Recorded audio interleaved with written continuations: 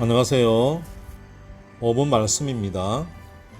오늘은 혼자 있지 마라라는 제목으로 말씀을 나누고자 합니다. 여러분은 혼자 있는 게 어떠신가요? 성경은 특별한 일 외엔 혼자 있는 것을 지지하지 않습니다. 기도할 때 필요에 따라 잠깐 떨어지라는 말씀은 있지만 그 외에는 특별히 없습니다. 물론 바울이 말한 것처럼 결혼하지 않는 이야기도 있지만 그건 좀 다른 차원의 문제입니다. 일반적이지 않기 때문입니다. 하지만 그것도 사실 정욕을 참지 못할 것 같으면 차라리 결혼을 하라고 합니다. 무슨 말입니까? 그것을 극복할 수 있는 사람이 적음을 바울도 알기 때문입니다. 우리 하나님도 사람이 혼자 있는 걸 그리 좋아하시지 않았습니다. 그래서 나중에 또 하와를 만드셨습니다.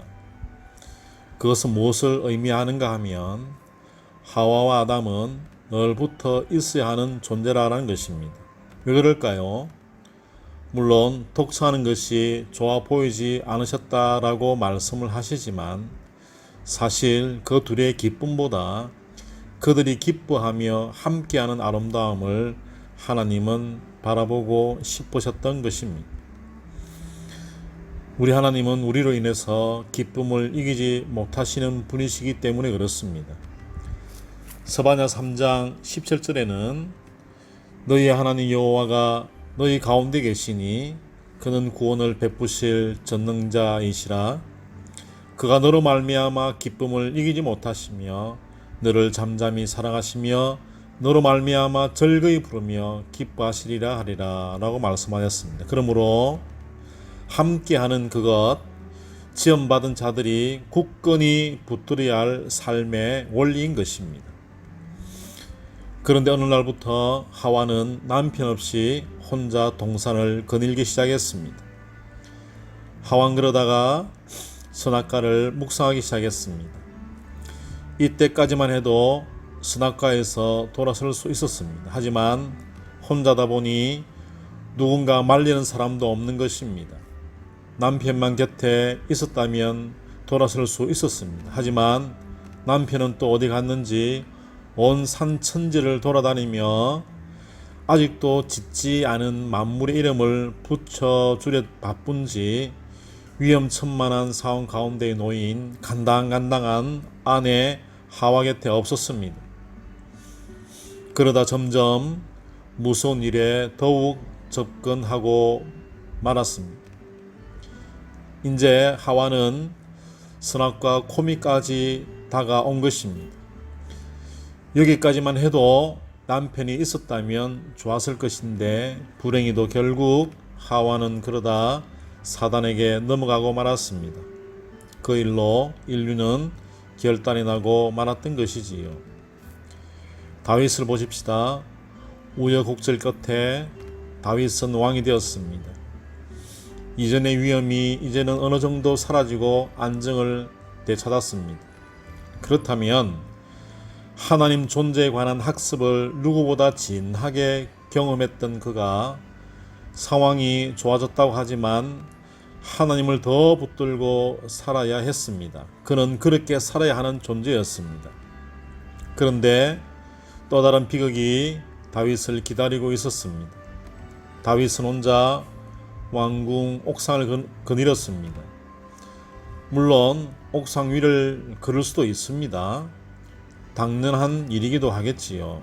하지만 혼자 걷던 다윗은 남의 여인을 보았고 묵상하기 시작했던 것이지요. 물론 남의 여인을 우연히 볼 수도 있었겠지요.